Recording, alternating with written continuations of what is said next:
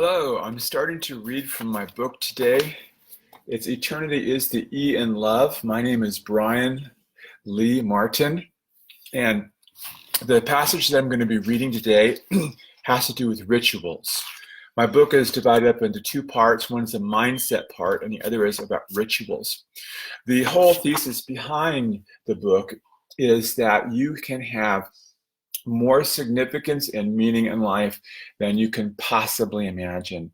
And I start the book out with a wonderful story, and it has a beautiful twist to it, and it shows you why and how important it is to have significance and meaning in life. Rituals, which is the second half of the book, are ways in which you can add significance and meaning to life. The ritual that I'm reading about today is a continuation from last week. It's a funeral. Now, that doesn't sound like a very happy topic, does it? But I need you to know that funerals are life-changing events, and they're very, very powerful. And so let me just share with you about this. Last week, I shared with you my thesis behind what the purpose of a funeral, which is kind of an interesting thought, isn't it? And today I'm going to tell you about the whole process for the funeral. All right, here we go now. It's on page 118 in my book. Prior to the funeral itself, the ritual begins with the call that I get from the family or the funeral director. The call is a cue that the ritual has begun.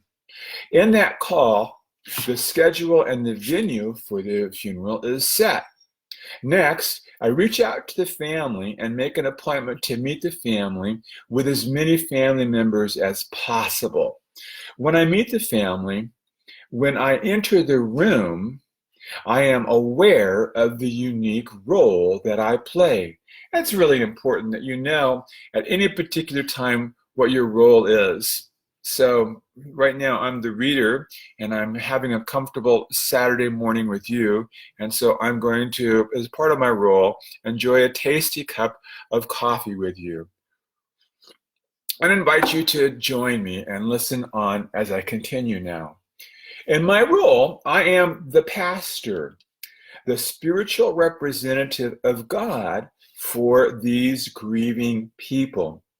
I know my identity, my role, and my gifts and my skills, talents and tools, which I will use for the benefit of these people. At the meeting, I will give direction and meaning to this event. It's a powerful and possibly a life-changing role that I have. I explain that I want to understand how I can help them and discover the elements they want to include in their ritual. I ask who the speakers will be. I ask what music will be used. Any special readings? Will there be a reception afterwards? This is followed by a telling of the deceased loved one's story. It's the heart of my visit.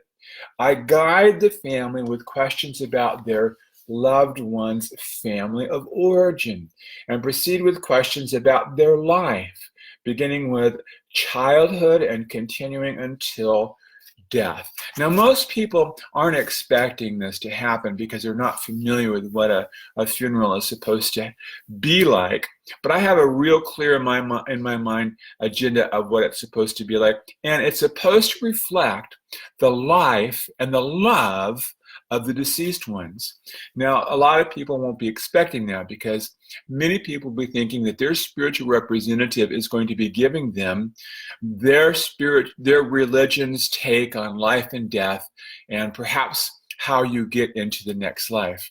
That's not my take at all. My take is to celebrate and to acknowledge and to honor the life and the love of the deceased one. So this is really kind of a new thing for the people. They're not quite expecting it. And I'll tell you from my many, many years of doing this now, they are blessed by it because they hear stories. Well, let me continue. This is helpful for me in developing my message at the funeral service, but more importantly, the family members get to hear previously unknown aspects of their loved one from other people.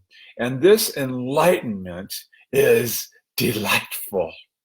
Before I leave the session, I pray with the family according to their tradition.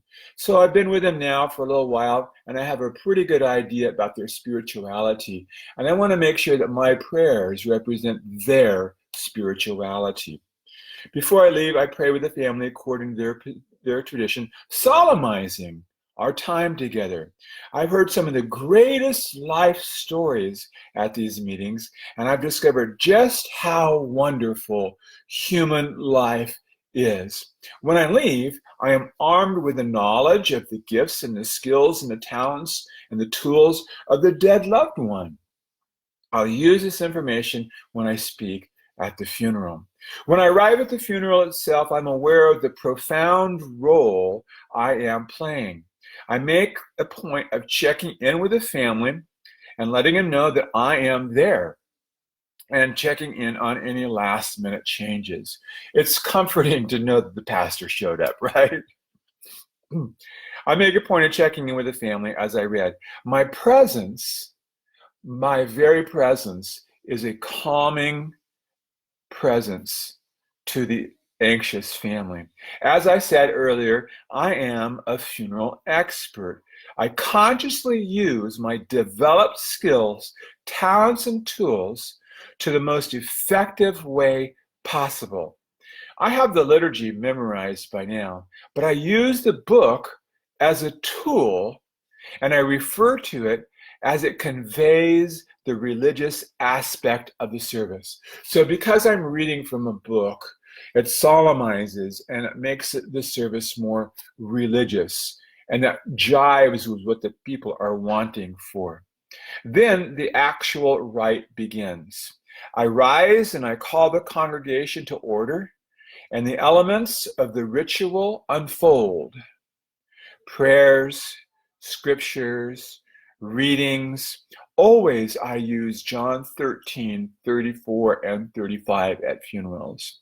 Music, speakers, often a video collage of the loved one's life.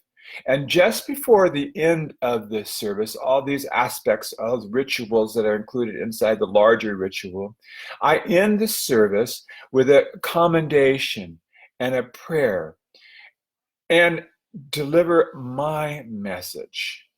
It's a message of love, always. I draw upon the verbal picture about how the loved one used their gifts and skills and talents and tools and how they loved.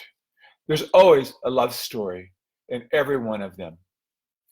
My drawing is intentionally personal and draws from my meeting with the family and what the funeral speakers have said. I always refer to the gospel lesson, which is John 13, 34, and 35. Then I tell the congregation this, and this is almost exactly what I say every single time.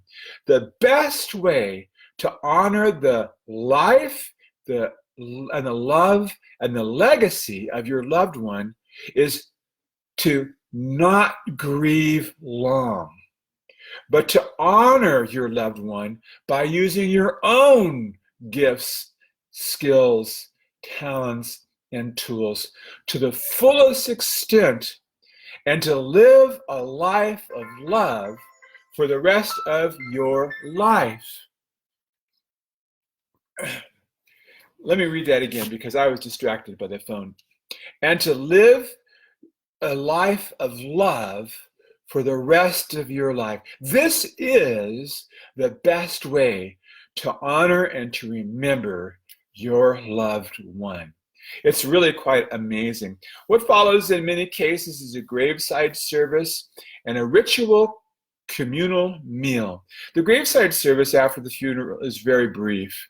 The liturgy allows for readings, prescribed prayers, and the consecration of a grave as a holy place, especially holy to family and to friends. An invitation to visit the grave often, the committal and the congregational recital of the Lord's Prayer brings an end to that service. Frequently, family members remain for the lowering of the casket. This is a poignant and powerful ritual. The communal meal is one of my favorite parts of the ritual. When people eat and drink together, anytime, but especially after a funeral, it is a special event. Often people who haven't seen each other for years have reunions, and more stories flow than beers. At the end of the day, at the end of the funeral, people go home with a strange feeling of satisfaction and new thoughts about how life ought to be lived. The ritual has done its work. It is deeply meaningful. And that's all I'm going to stop today. That's all. I want to take you to page 120 instead of 123. We'll be talking about rituals of birth next time. It's fascinating to read about these rituals and how they're used and how they're meaningful. And I know that you have experienced rituals like that as well. Thank you so much for tuning in with me today. My name is Brian Martin, and I am the author of this particular book and other books as well. Oh man, I'm writing 2 books right now, and they're just fabulous. And I look forward to meeting with you next time. God bless you. I love you. Have a blessed day. I really mean it too.